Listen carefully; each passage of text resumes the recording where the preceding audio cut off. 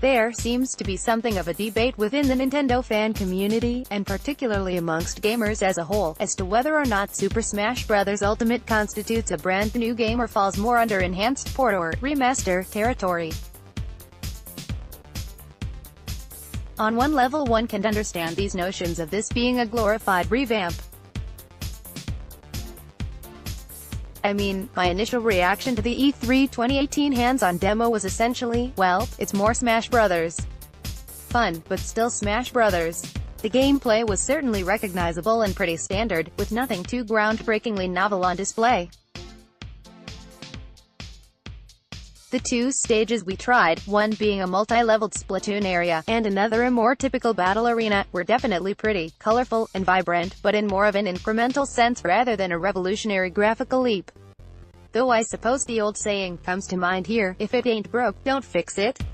Besides, while my 20-minute demo perhaps didn't do the greatest job of showcasing it all, the game contains a wealth of new features, a massive roster of diverse fighters, and some revamped mechanical touch-ups.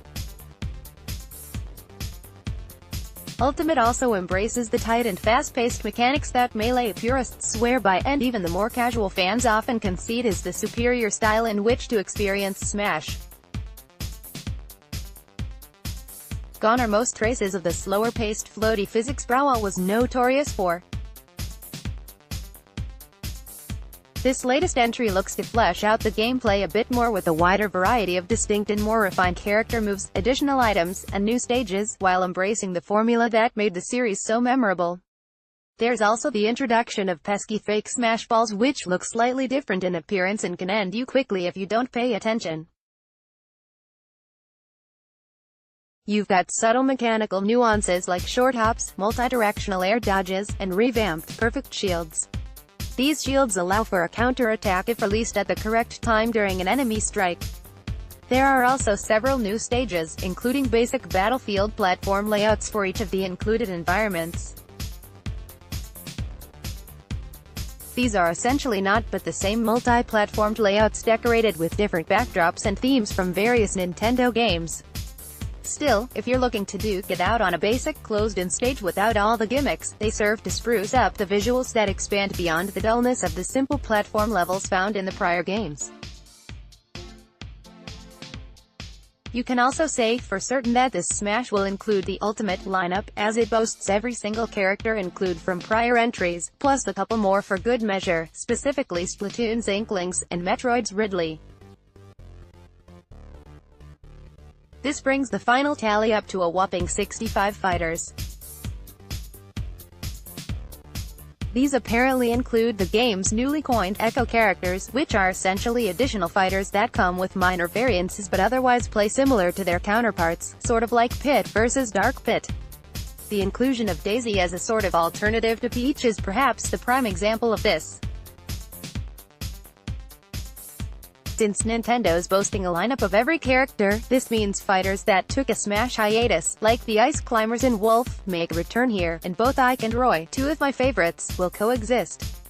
And while there will still be the amusing selling point of playing as a variety of non-Nintendo characters like Clow, Snake, and Sonic, the Big N apparently has somewhat come full circle, revisiting more of their own lineup with returning Nintendo characters, and new ones like Daisy and Ridley to round things out.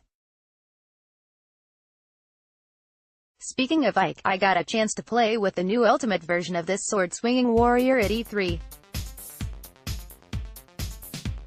After I shook off my Smash Bros. Rust and got acquainted with using a Switch Pro controller rather than my typical go-to Wavebird, I quickly found myself having a smashing good time with my 3 other player opponents. As a side note, the game will supposedly offer GameCube controller support, good news to those who live and die by that method.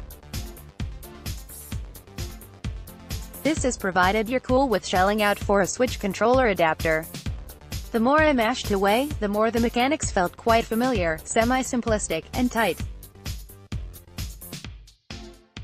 At the same time, it looks like they'll offer enough subtle complexity beyond mindless button mashing to allow room for the diehards to flex their competitive muscle online.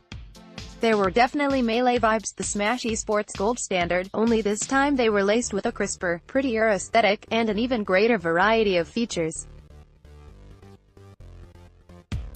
Ultimate seems to take the strongest elements from both Melee and Smash 4 in particular, and reforms them into, well, the ultimate Smash Bros. Experience.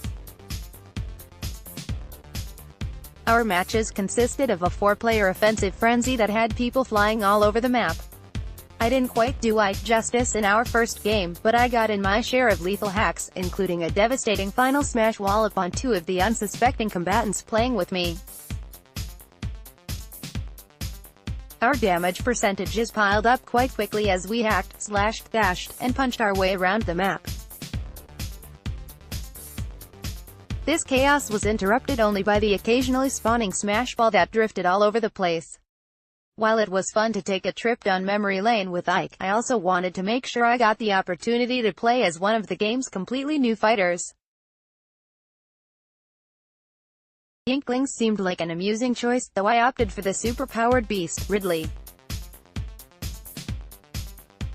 He was quite the powerhouse, as I managed to knock opponents around with plenty of brute force despite my inexperience with the character.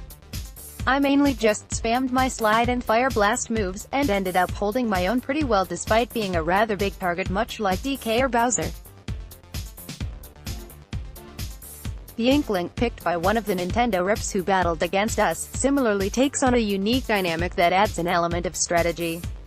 They come with an ink tank from which most of your impactful attacks run on, as a sort of fuel. So you'll have to mind your ink bank as you fight, since spraying your opponents with ink will deal a lot of damage, though if your tank hits empty you'll be rendered much more vulnerable and weak. These squirt gun sporting squids also come with the ability to encumber foes by dousing them in ink, similarly making them more vulnerable until they've been cleared of the stuff. Super Smash Bros. Ultimate should no doubt satisfy diehards of the series, as well as general fans of party and fighting games.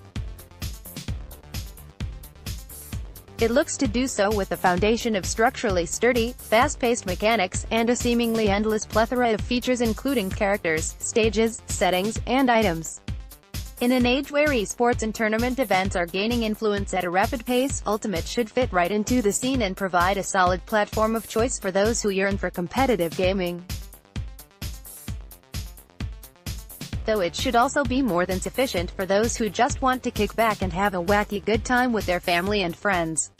Look to step back into the arena when the game hits the Nintendo Switch on December 7, 2018.